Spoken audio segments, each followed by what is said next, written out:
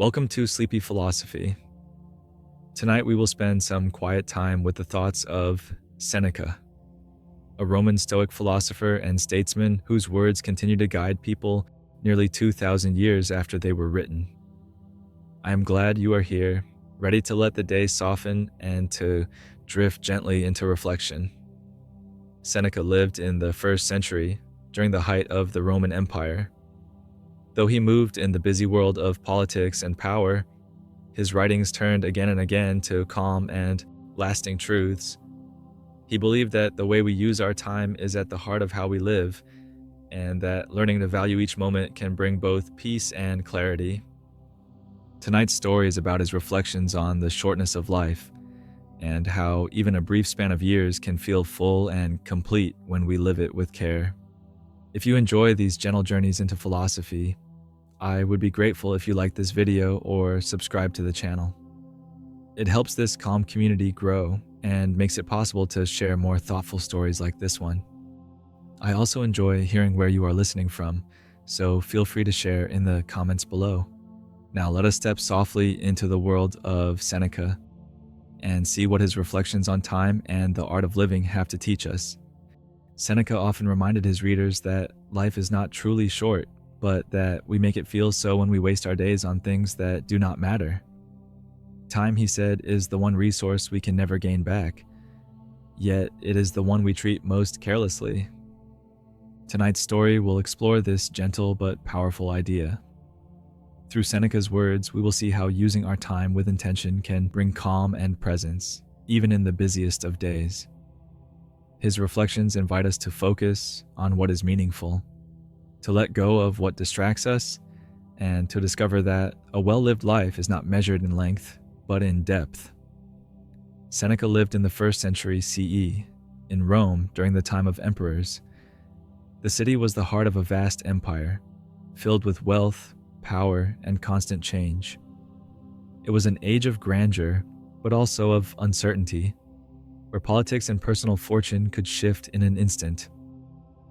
In this setting, Seneca spent his life thinking and writing about how to live well, offering guidance not just for rulers, but for anyone seeking steadiness in the midst of life's challenges. Seneca was both a philosopher and a statesman. As a Stoic thinker, he wrote about reason, virtue, and the importance of self-control. As a teacher and advisor, he stood close to power, serving as tutor and counselor to the young Emperor Nero. These roles placed him in the center of turbulent political times, where ambition, danger, and intrigue were constant. Yet even in this demanding world, he turned to philosophy as a guide, seeking calm and clarity through the practice of Stoic thought. His writings reflect this balance, born from a life lived amid both quiet reflection and public responsibility. Stoicism had become deeply rooted in Roman culture by Seneca's time. It was a philosophy that valued reason, self-discipline, and virtue as the highest goods. Stoics believed that while we cannot control fortune, health, or the length of our lives, we can always choose how to respond. This way of thinking spoke strongly to Romans, who lived in a world shaped by both great opportunity and sudden loss. The Stoics taught that peace comes from accepting life's brevity, using each moment well, and aligning one's actions with justice and integrity.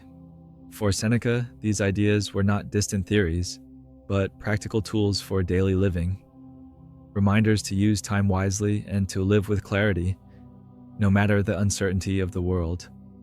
Among Seneca's many writings, one of his most enduring works is a short essay called On the Shortness of Life. Though written nearly 2,000 years ago, it continues to speak clearly to the concerns we still feel today, the sense that time is slipping away too quickly, and that life often feels shorter than we expect. In this essay, Seneca offers not abstract philosophy, but gentle practical advice. His words are direct yet calm, reminding us that the way we use our days is what determines whether life feels rich or rushed. On the Shortness of Life was not written as a grand speech to the public, but as a letter of advice to a friend. Seneca's tone is personal and steady, as though he is sitting across a table, speaking softly about what truly matters. Rather than offering lofty theories, he writes with the warmth of someone sharing lessons learned from experience, guidance meant to be lived with, not simply admired. This makes his reflections feel close and human, even across the distance of centuries. In this essay, Seneca speaks to a timeless human concern, the feeling that there is never enough time. People in his day, just as in ours, often hurried through tasks, filled their hours with distractions, or devoted themselves to pursuits that left them unsatisfied. He reminded his friend that life can feel short not because the years are too few, but because so much of them are spent without intention. By turning our attention to what matters most, he suggested, even an ordinary span of years can feel abundant and full. Seneca's key idea is that life is not truly short, but that it often feels so because we waste much of it. He observed that people devote enormous energy to gaining wealth, status, or recognition, yet give little thought to how they spend their most precious resource, time. In his view, life becomes short when it is scattered across countless distractions, but it becomes long when it is lived with focus and care. To him, the real measure of a life was not how many years it held, but how those years were used. For Seneca, time was the most precious resource we possess, far more valuable than wealth, property, or honor. Money can be earned again, possessions can be replaced, and status can rise or fall, but time, once spent, can never return. He noted how freely people give away their hours to trivial matters, yet guard their money carefully.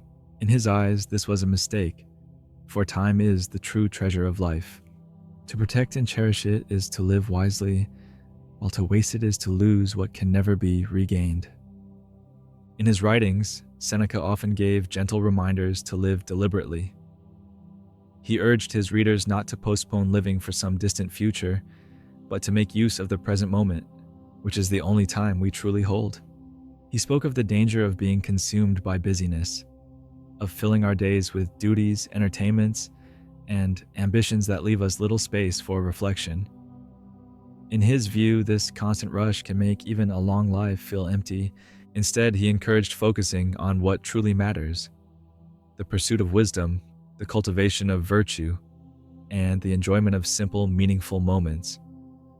To live in this way, he believed, is to stretch the span of life, making each day rich and complete. We can see Seneca's lesson in the rhythm of our own days. There are times when we rush through tasks, moving quickly from one thing to the next, yet find ourselves at the end of the day unsure where the time has gone. Our hours may have been full, but they do not always feel fulfilling. At other times, we fill our days with distractions, turning to small diversions that keep us busy but leave us unsatisfied.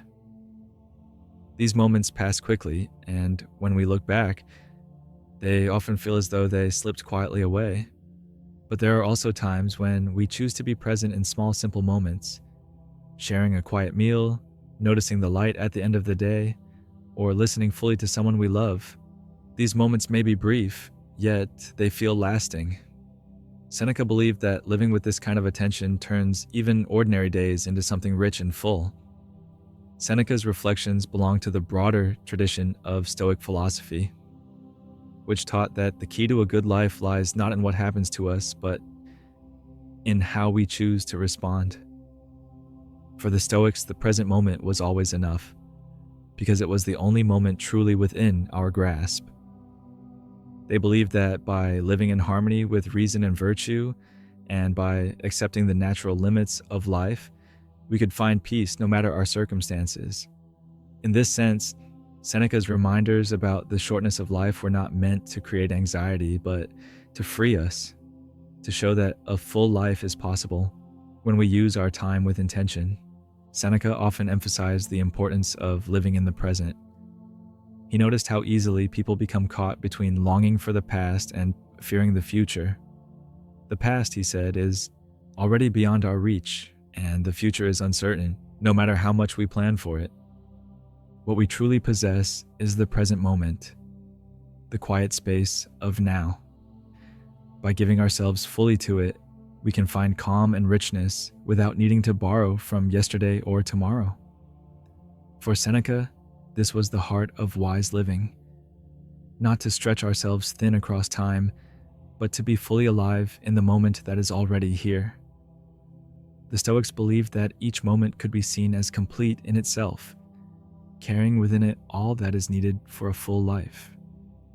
A single day lived with clarity and virtue was no less meaningful than a long lifetime scattered in distraction. For them, the measure of life was not in its length, but in its depth. To act justly, to think clearly, to live with kindness, these made a moment whole, no matter how brief. In this way, the Stoics found freedom from fear of the future and regret of the past, resting instead in the completeness of the present. Take a moment to think softly about how you use your own time. Notice the shape of your days, the routines, the small choices, the way hours pass almost without being seen. Are there moments that feel scattered, as though the day slipped through your hands? And are there others that feel steady and whole, where even a few minutes carried a sense of meaning? Seneca would invite us to reflect gently on these patterns, not with judgment, but with curiosity. In doing so, we can begin to see where our time drifts away and where it gathers into something lasting. When do your days feel most full of meaning? Is it in the quiet of the morning before the world stirs, or in the company of someone you care for when time seems to slow? What small moments do you wish you could linger in longer? Perhaps it is the warmth of sunlight through a window, the comfort of a familiar routine, or the ease of laughter shared with a friend.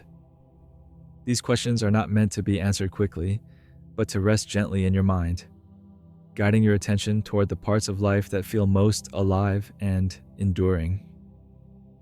Seneca suggested simple practices that can bring more fullness to our days.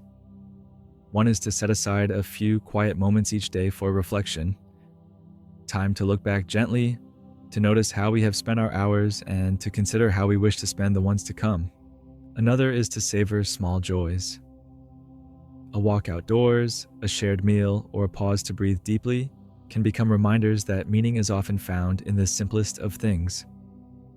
He also encouraged setting aside distractions so that our attention can rest on what feels most important: our relationships, our values, and the work that truly matters to us. By shaping our days in these small ways, we can begin to feel that even ordinary time holds quiet richness. Living well does not mean having endless time. It means cherishing the time we do have, however long or short it may be. Seneca reminds us that even a single day, if lived with presence and care, can feel full and complete. It is not the number of years that gives life its weight, but the way we choose to fill them with kindness, reflection, and attention to what matters most. In this way, every moment becomes an opportunity to live fully, without needing more than what is already given. Imagine your hours unfolding slowly and calmly, like the turning of pages in a gentle book. Each one carries its own rhythm, unhurried and steady, filled with quiet meaning. Picture yourself moving through the day with ease, noticing the small details, the sound of voices around you, the warmth of light, the comfort of familiar spaces. Nothing rushed, nothing wasted, only the steady presence of time lived with care. In this way, each hour becomes more than a passing moment.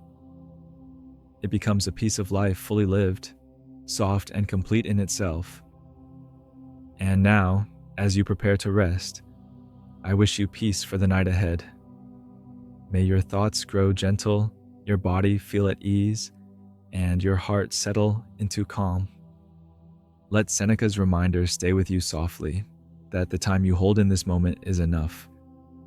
May it carry you into sleep with a sense of quiet fullness, and may the night bring you deep and steady rest.